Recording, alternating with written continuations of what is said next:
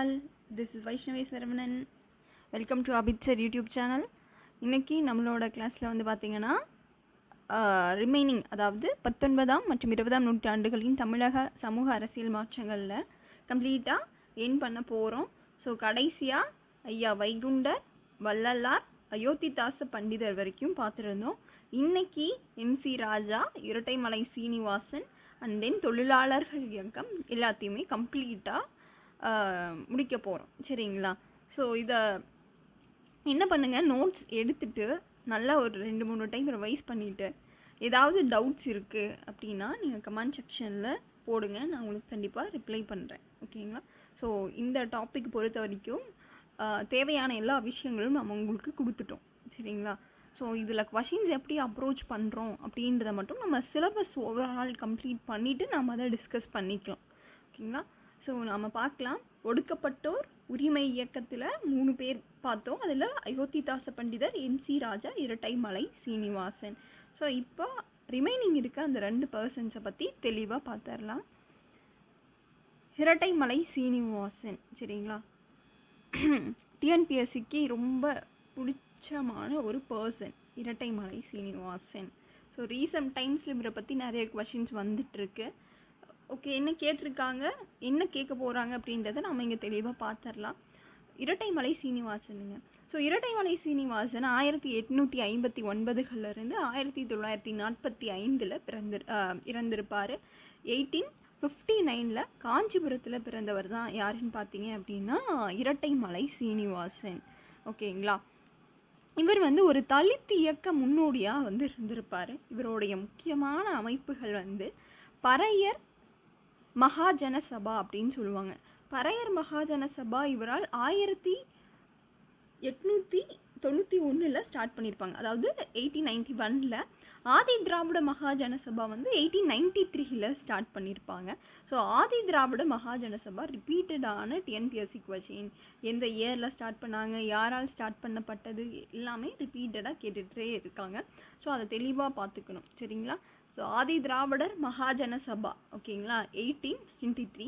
ஒடுக்கப்பட்ட மக்களின் கூட்டமைப்பு, சென்னை ஒடுக்கப்பட்ட வகுப்பாரின் கூட்டமைப்பு, இது எல்லாமே இரட்டைமலை சீனிவாசனுடையது. சரிங்களா?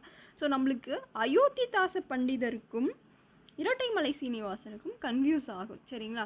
ஸோ அயோத்திதாச பண்டிதர் அப்படின்னா அவரது மூணு விஷயங்கள்: சாக்கிய பௌத்த மறுமலர்ச்சி இயக்கம், அத்வைத தயானந்த சபா 1876, திராவிடர் கழகம், ஆதி திராவிடர் இயக்கம்னா தான் அயோத்திதாச பண்டிதர், திராவிட கழகம். சரிங்களா? அயோத்திதாசர் ப்ளஸ் ஜான் திரவியம் அப்படின்னு சொல்லிட்டு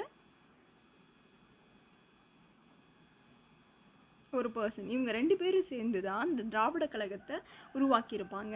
சாக்கிய பௌத்த சங்கம் சென்னையில் 1898 ஆரம்பிச்சிருப்பாரு. ஸோ ஆத்வய தயானந்த சபா 1876, திராவிட கழகம், அயோத்திதாசர் ப்ளஸ் ஜான் திரவியம் 1882, சாக்கிய பௌத்த சங்கம் சென்னையில் 1898 ஸ்டார்ட் பண்ணியிருப்பாங்க. ஓகேங்களா? இதெல்லாம் ரொம்ப ரொம்ப முக்கியமான விஷயம். பறையர் மகாஜன சபா யாருங்க? இரட்டைமலை சீனிவாசன் 1891, ஆதி திராவிட மகாஜன சபா 1893. ஓகேங்களா? இவருக்கான பட்டப்பெயர் என்ன? இரட்டைமலை சீனிவாசருக்கான பட்டப்பெயர், அவரை தாத்தா அப்படின்னு சொல்லி அழைக்கிறாங்க. பத்திரிகை இவருடையது பறையன் அப்படின்றது தான் இவருடைய முக்கியமான பத்திரிகையாக பார்க்கப்படுது. நீதி கட்சி மாநாட்டில் பார்த்திங்கன்னா சென்னையில் உரை நிகழ்த்தியிருப்பார். எப்போனா 1917. ரொம்ப ரொம்ப முக்கியம். இப்போ ரீசன்ட் டேஸில் கேட்ட கொஷின், சென்னை சட்டமன்ற உறுப்பினராக இரட்டைமலை சீனிவாசன் தேர்ந்தெடுக்கப்பட்ட ஆண்டு 1923. சரிங்களா? நீதி கட்சியில் உரை 1917, சென்னை சட்டமன்ற உறுப்பினர் 1923. இவருக்கு வாங்கிய பட்டங்களும் கொஷின் தான். ராவ் சாஹிப் அப்படின்றது, ராவ் சாஹிப் 1926, ராவ் பகதூர் அப்படின்றது 1930. திவான் பகதூர் அப்படின்ற விருது பார்த்திங்கன்னா 1936. ராவ் சாஹிப் அப்படின்றது பார்த்திங்கன்னா சாஹிப் 1926, ராவ் பகதூர் அப்படின்றது பார்த்திங்கன்னா 1930, திவான் பகதூர் 1936 அப்படின்றத நம்ம பார்க்குறோம். அது மட்டும் இல்லாமல் இவர் அம்பேத்கருடன் சேர்த்து முதல் மற்றும் 2 வட்டமேசை மாநாடுகள், அதாவது ரவுண்ட் டேபிள் கான்ஃபரன்ஸ்லையும் இவர் பார்ட்டிசிபேட் பண்ணியிருப்பார் 1930 அண்ட் 1931. சரிங்களா, 1930 and 1931 first and second round table கான்ஃபரன்ஸில் வந்து அம்பேத்கருடன் கலந்திருப்பார். நெக்ஸ்ட்டு 2009 தமிழ்நாடு அரசு சென்னை ஓட்டேரியில் இவருக்கு நினைவு மண்டபம் கட்டி கொடுத்துருப்பாங்க. ஓகேங்களா, ஸோ இவ்வளோ தான் இரட்டைமலை சீனிவாசன். இந்த விஷயங்களை நம்ம தெளிவாக ஞாபகம் வச்சுக்கிட்டா போதும். இரட்டைமலை சீனிவாசன் எந்த மாவட்டம்? காஞ்சிபுரம். 1859 பிறக்கிறாரு. தலித் இயக்க முன்னோடியாக இருக்கார். இவருடைய அமைப்புகள் பறையர் மகாஜன சபா 1891, ஆதி திராவிட மகாஜன சபா 1893. ஓகேங்களா, ஒடுக்கப்பட்ட மக்களின் கூட்டமைப்பு, சென்னை ஒடுக்கப்பட்ட வகுப்பாரின் கூட்டமைப்பு.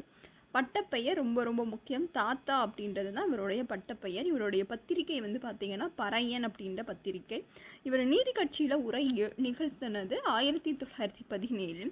சென்னை சட்டமன்ற உறுப்பினராக இருந்தது 1923. விருதுகள் வந்து பார்த்திங்கன்னா ராவ் சாஹிப் 1926, பகதூர் 4 வருடங்கள் கழித்து 1930, திவான் பகதூர் அப்படின்றது தான் 36 வாங்கியிருப்பாங்க. அம்பேத்கருடன் சேர்ந்து முதல் 2 வட்டமேசை மாநாட்டில் கலந்திருப்பார். இவருக்கு சென்னை ஓட்டேரியில் நினைவு மண்டபம் 2009. ஓகேங்களா, ஸோ அடுத்தது நம்ம பார்க்குறது MC ராஜா. இவரும் குறிப்பிடத்தக்க பங்காற்றியிருப்பார். MC ராஜாவின் முழு பெயர் மயிலை சின்னத்தம்பி ராஜா அப்படின்னு சொல்லுவாங்க. ஓகேங்களா, மயிலை சின்னத்தம்பி ராஜா ஒடுக்கப்பட்ட இயக்க தலைவராக கருதப்படுறார். பள்ளி கல்லூரியில் புத்தக ஆசிரியராக வந்து இருந்திருக்காரு. சரிங்களா, நீதி கட்சி நிறுவனர்களுள் ஒருவராக கருதப்படுபவர் MC ராஜா. 1920 26 வரைக்கும் ஒடுக்கப்பட்ட பிரிவினரின் முதல் சட்டமேலவை உறுப்பினர். இந்த இயரை அப்படியே கேட்டிருந்தாங்க. எப்போங்க? 1920 26 வரைக்குமே சட்ட மேலவை உறுப்பினராக இருக்காரு. சரிங்களா, லெஜிஸ்லேட்டிவ் கவுன்சில் மெம்பர். 1920 to 26 சட்டமன்ற நீதி கட்சியின் துணைத் தலைவராகவும் இருக்கார். டெபுட்டி சேர்மனாகவும் இங்கே நீதி கட்சியில் இருந்திருக்கார். சட்டமன்ற நீதி கட்சியோட துணைத் தலைவராக வந்து இருந்திருக்காரு. இவர் ஆதி திராவிடா, இதுவும் ரிப்பீட்டடான டிஎன்பிஎஸ்சி கொஷின். ஆதி திராவிடா ஆதி அந்தனர் என்ற வார்த்தையை பயன்படுத்த சொன்னவர் யாருன்னு பார்த்தீங்கன்னா MC ராஜா தான். ஸோ 1928 அகில இந்திய ஒடுக்கப்பட்டோர் சங்கத்தை ஆரம்பித்து அதில் சேர்பர்சனாகவும் இருந்திருப்பார் MC ராஜா. ஓகேங்களா, MC ராஜா அவ்வளோதாங்க. ஸோ மயிலை சின்னத்தம்பி ராஜா நீதி கட்சியின் நிறுவனர்கள் ஒருவர். இவரோட முக்கியமான விஷயங்கள் இந்த 3 விஷயங்கள் தான். 1920 to 26 ஒடுக்கப்பட்ட பிரிவினரின் முதல் சட்ட மேலவை உறுப்பினராக இருக்கார். 22 to 26 நல்லா ஞாபகம் வச்சுக்கணும். நெக்ஸ்ட் சட்டமன்ற நீதி கட்சியோட துணைத் தலைவர். இவர் ஆதி திராவிடர் ஆதி அந்தனர் என்ற வார்த்தைகளை பயன்படுத்த சொல்லியிருப்பார். நெக்ஸ்ட் வந்து பார்த்திங்கன்னா அகில இந்திய ஒடுக்கப்பட்ட சங்கங்கள் 1928 ஆரம்பித்து அதோடைய தலைவராகவும் இருந்திருப்பார். ஓகேங்களா, ஸோ இதோட ஒடுக்கப்பட்டோர் இயக்க தலைவர்கள் தமிழகத்தில் முக்கியமாக பணியாற்றின 3 பேரை கம்ப்ளீட் பண்ணியிருக்கோம். ஸோ அடுத்தது நம்ம பார்க்கக்கூடியது தொழிலாளர் இயக்கங்கள். ஸோ தொழிலாளர் இயக்கத்தை பொறுத்த வரைக்கும் இந்தியாவிலேயே தொழிலாளர் இயக்கம் முதல்ல தமிழகத்தில் தான் ஸ்டார்ட் ஆகிருக்கும். சரிங்களா, மெட்ராஸ் லேபர் யூனியன் பிபி வாட்டியா அவர்களால் 1918 மெட்ராஸில் ஆரம்பிச்சிருப்பாங்க. அதுக்கப்புறம் தான் வந்து பார்த்திங்க அப்படின்னா இந்தியா அளவில் லாலா லக்ஷ்பதி ராய் அதில் குறிப்பிடத்தக்க பங்காற்றியிருப்பார். ஸோ இங்கே தொழிலாளர் இயக்கத்தில் முக்கியமான 3 பேர் யாருன்னு பார்த்திங்கன்னா சிங்காரவேலர், திருவி கல்யாண சுந்தரனார், வரதராசலு நாயுடு. ஸோ இவங்கள நம்ம தெளிவாக பார்க்கலாம். ஃபஸ்ட்டு வந்து பார்க்குறது யார் அப்படின்னா சிங்காரவேலருங்க. ஸோ சிங்காரவேலர் அப்படின்னாவே உங்களுக்கு ஒரே ஒரு விஷயம் நல்லா ஞாபகம் வரணும். 1923 மே தினத்தை முதல்ல செலிப்ரேட் பண்ணவர் தான் சிங்காரவேலர். மே தினம் என்னங்க? உழைப்பாளர்கள் தினமா?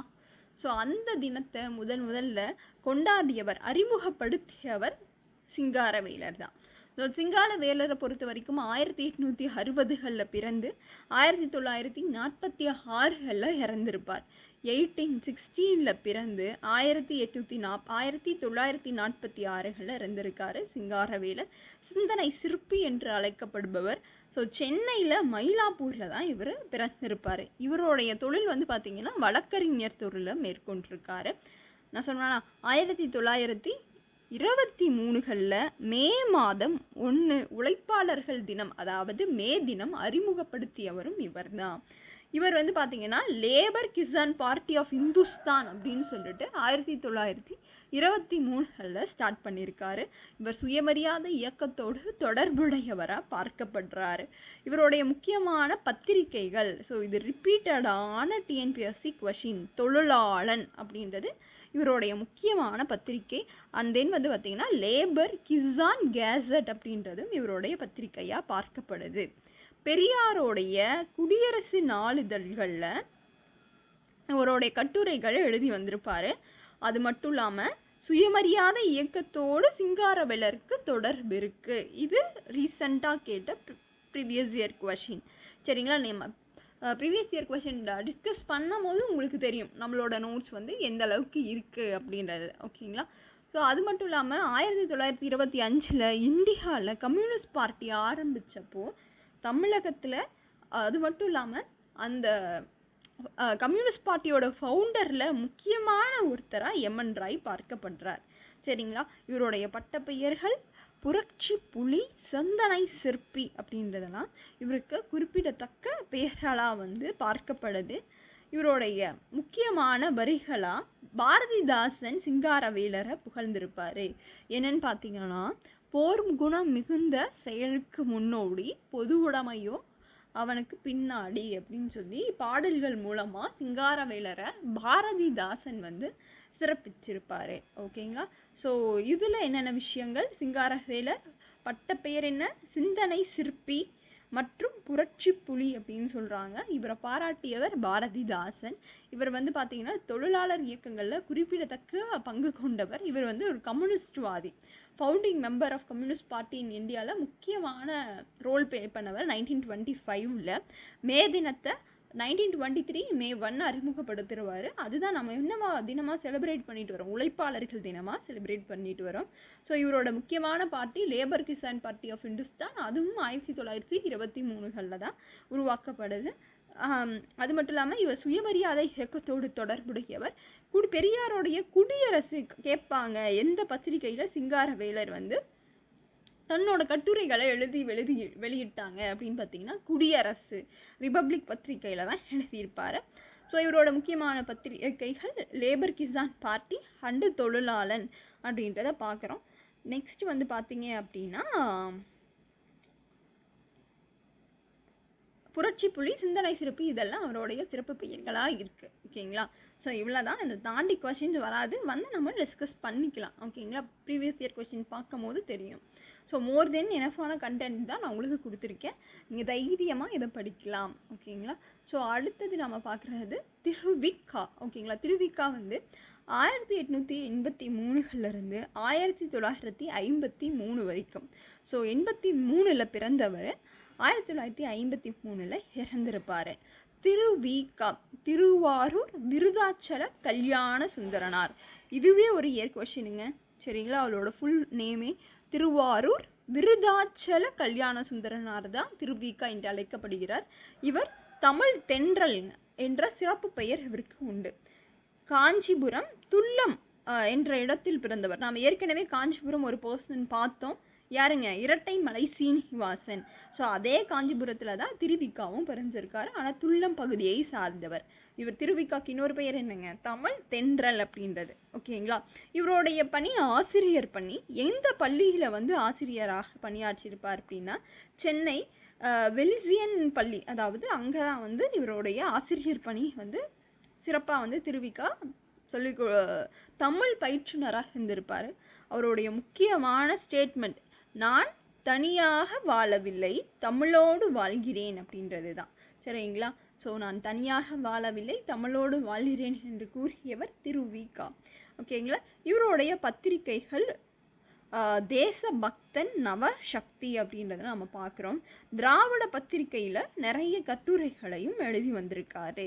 ஓகேங்களா? தொழிற்சங்கவாதியாகவும் பொதுமை வேட்டல். இவர் வந்து பார்த்திங்கன்னா நாம் ஏன் தொழிற்சங்கவாதி அப்படின்னு சொல்கிறோன்னா, அவர் பொதுமை வேட்டல் அப்படின்னு தொழிலாளர்களுக்கான ஒரு பாடல் தொகுப்பையே திருவி கல்யாண சுந்தரனார் வெளியிட்டிருப்பார். ஓகேங்களா. ஸோ இப்போது ரீசன்ட் டைம்ஸில் இவரை பற்றி கேட்ட கொஷின், தமிழ்நாடு தீண்டாமை ஒழிப்பு பணி தீவிரமாக நடைபெற காரணமான தமிழ்நாடு அரிசன் சேவா சங்கத்தின் தலைவராக இருந்தவர் யாருன்னு பார்த்தீங்கன்னா டிஎஸ்எஸ் ராஜன் வந்து இருந்திருப்பார். அதோட செக்ரட்டரியாக வந்து பார்த்தீங்கன்னா ராமச்சந்திரன் வந்து இருந்திருப்பார். ஓகேங்களா. ஸோ இது வந்து நான் இங்கே ஏன் கொடுத்துருக்கேன்னா, தலித் இயக்க முன்னோடிகளில் பற்றி பார்க்கும்போது இந்த நான் பாயிண்ட் வந்து விட்டுருப்பேன். டிஎஸ்எஸ் ராஜன் வந்து நம்ம பார்த்தோமா, எந்த அஜிடேஷனுக்கு வந்து அவர் தலைமை தாங்கினார். ஓகேங்களா. தமிழ்நாடு ஃப்ரீடம் மூமெண்ட் பார்த்துருப்போமா. ஸோ அந்த ஃப்ரீடம் மூமெண்ட்டில் டிஎஸ்எஸ் ராஜன் பற்றி நம்ம படித்தோம். ஓகேங்களா. அதில் எந்த அஜிடேஷன், அதாவது எந்த போராட்டத்திற்கு டிஎஸ்எஸ் ராஜன் வந்து தலைமையேற்றார் அப்படின்றத நீங்கள் எனக்கு கமெண்ட் செக்ஷனில் மென்ஷன் பண்ணுறீங்க. ஓகேங்களா.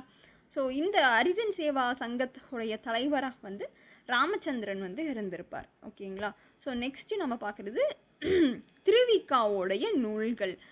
இந்த பாயிண்ட்டுக்கும் திருவிக்காக்கும் சம்மந்தம் கிடையாது. சரிங்களா. நான் உங்களுக்கு முன்னாடி கிளாஸில் பார்த்தது ஞாபகம் இருக்கா அப்படின்றதுக்காக இந்த கொஷினை வச்சு கனெக்ட் பண்ணுறதுக்காக இந்த கொஷினை வந்து வச்சுருக்கேன். சரிங்களா. ஸோ இப்போ பார்க்குறது இந்த நூல்கள் வந்து பார்த்திங்கன்னா திருவிக்காவுடைய நூல்களாக நம்ம பார்க்குறோம். மனித வாழ்வும் காந்தியடிகளும், தமிழ் தென்றல், பெண்ணின் பெருமை, உரிமை வேட்டல், தமிழ் சோலை, இது எல்லாமே திருவிக்காவுடைய நூல்களாக பார்க்கப்படுது. ஓகேங்களா. ஸோ திருவிக்கா ரிவைஸ் பண்ணிக்கலாமா. திருவிக்கா 1883 to 1953. ஓகேவா. 1883 to 1953 தமிழ் தென்றல் என்று அழைக்கப்படுகிறார். காஞ்சிபுரம் துல்லம் மாவட்டத்தை சார்ந்தவர். இவருக்கு வந்து பார்த்திங்கன்னா திருவாரூர் விருதாச்சல கல்யாண சுந்தரம் அப்படின்றத நம்ம பார்க்குறோம். இவருடைய ஆசிரியர் பெயர் சென்னையில் வெலிசியன் பள்ளியில் வந்து தமிழ் பயிற்றுனராக இருந்திருக்காரு. நான் தனியாக வாழவில்லை, தமிழோடு வாழ்கிறேன் அப்படின்றது தான் இவருடைய புகழ்மிக்க ஒரு வாசகமாக பார்க்கப்படுது. இவருடைய பத்திரிகை தேசபக்தன், நவசக்தி, திராவிட பத்திரிகையில் கட்டுரைகள் வந்து அதிகமாக எழுதியிருக்காரு. இவரை வந்து ஒரு தொழிற்சங்கவாதியாக நாம் ஏன் பார்க்குறோம் அப்படின்னு பார்த்தீங்கன்னா, இவரோட பாடல்கள் மூலமாக இவர் சிறப்பு பெற்றிருப்பார். ஸோ பொதுமை வேட்டல் அப்படின்ற பாடல் தொகுப்பு ஃபுல்லாகவே தொழிலாளர்களுடைய உழைப்பை பற்றி பேசியிருப்பார். ஓகேங்களா. திருவிக்காவுடைய முக்கியமான நூல்களாக பார்க்கப்படக்கூடியது மனித வாழ்வும் காந்தியடிகளும், தமிழ் தென்றல், பெண்ணின் பெருமை, உரிமை வேட்டல், தமிழ் சோலை அப்படின்றத நாம் பார்க்குறோம். ஓகேங்களா. அடுத்தது திருவிக்காக்கு அப்புறமா நாம் பார்க்கக்கூடிய பர்சன் யாருன்னு பார்த்தீங்கன்னா வரதராசலு நாயுடு. ஸோ வரதராசலு நாயுடு வந்து பார்த்திங்கன்னா 1887 1957 வரைக்கும் இவருடைய காலகட்டமாக பார்க்கப்படுது. ஸோ 1887 to 1957 வரதராசலு நாயுடு பிறந்தது வந்து சேலம். முற்போக்காளர் சங்கத்தை தோற்றுவித்தவராக வரதராசலு நாயுடு பார்க்கப்படுகிறார். தொழிலாளரின் தோழர் என்று அழைக்கப்படுகிறார். ஓகேங்களா. சேலம் மாவட்டம் முற்போக்காளர் சங்கத்தை வந்து தோற்றுவித்திருப்பார். தொழிலாளரின் தோழர் என்று அழைக்கப்படுகிறார். வே சுப்பிரமணியரின் குருகுல நடவடிக்கைகளை கண்டித்தவரும் யாருங்க, வரதராசலு நாயுடு. இது ரொம்ப ரொம்ப முக்கியமான ஒரு விஷயம். சால்ட் சத்தியாகிரகம் நடந்திருக்குமா, தனிநபர் சத்தியாகிரகா. உப்பு சத்தியாகிரகம் 1930 சிவில் டிசொபீடியன் மூமெண்ட் நடந்ததா தமிழகத்தில். ஸோ அதுக்கு வந்து கண்டனம் தெரிவிச்சிருப்பார் வரதராசலு நாயுடு. அடுத்தது 1918 ஹெர்வி தொழிற்சாலை வேலை நிறுத்தலின் பங்கு கொண்டிருப்பார் வரதராசலு நாயுடு. ஸோ இவரை நம்ம அண்ணா பெரியார் பார்க்கும்போது திருப்பியும் பார்ப்போம். அங்கே வந்து நீங்கள் எனக்கு ஆன்சர் பண்ணணும். சரிங்களா. பெரியாருக்கும் காமராசருக்கும் ஒரு இணைப்பு பாலமாக இருந்தவர் தான் நம்ம வரதராசலு நாயுடு. ஸோ தொழிலாளரின் தோழர் என்று அழைக்கப்படுபவர், முற்போக்காளர் சங்கத்தை தோற்றுவித்தவர், சேலத்தை சார்ந்தவர், வே சுப்பிரமணியனாரின் குருகுல நடவடிக்கையை கண்டனம் தெரிவித்தவர், உப்பு சத்தியாகிரகத்தை எதிர்த்தவர், ஹார்வி தொழிற்சாலை வேலை நிறுத்தத்தில் முக்கியமாக பங்கு கொண்டு அவர்களுக்கான நிதியை வாங்கி கொடுத்தவர் தான் யார், வரதராசலு நாயுடு. 1918 பெரியாரின் இணைப்பு பாலமாக இருந்திருப்பார். இவருடைய பத்திரிகைகள் வந்து பார்த்திங்கன்னா தமிழ்நாடு 1919, பிரபஞ்சமித்ரன் 1916, இந்தியன் எக்ஸ்பிரஸ் வந்து பார்த்திங்க அப்படின்னா 1938. ஸோ இது எல்லாமே ரொம்ப ரொம்ப முக்கியமான விஷயங்கள். இப்போ இது வரைக்கும் வரதராசலு நாயுடு பற்றி கேட்ட கொஷின்ஸ் என்னென்னா இவர்களுடைய ஜேர்னல்ஸ் பத்திரிகைகள் பற்றி தான் கேட்டிருக்காங்க. தமிழ்நாடு 1919, பிரபஞ்சமித்ரன் 1916, இந்தியன் எக்ஸ்பிரஸ் வந்து பார்த்திங்க அப்படின்னா 1938ங்க. ஸோ ஓவராலாக நம்ம இந்த டாப்பிக்கை கம்ப்ளீட் பண்ணிட்டோம். ஸோ நோட்ஸ் எடுத்துகிட்டு ரிப்பீட்டடாக ரிவைஸ் பண்ணுங்க. நெக்ஸ்ட் கிளாஸ்லேருந்து நம்ம என்ன பண்ணலான்னா ஒரு டாபிக் கம்ப்ளீட் பண்ணிவிட்டு ஒரு 2 hour கொஷின்ஸ் வந்து நான் உங்களுக்கு கொடுக்குறேன். அந்த கொஷின்ஸை நீங்கள் படிச்சுட்டு கமெண்ட் செக்ஷனில் ஆன்சர் பண்ணுங்கள். ஓகேங்களா? ஸோ ஓகே, ரிப்பீட்டடாக ரிவைஸ் பண்ணுங்கள். கண்டிப்பாக சக்ஸஸ் அப்படின்றது உங்களுக்கு கிடைக்கும். ஓகேங்களா? ஸோ கன்சிஸ்டன்ஸாக படிச்சுட்ருங்க. Okay, thank you for all.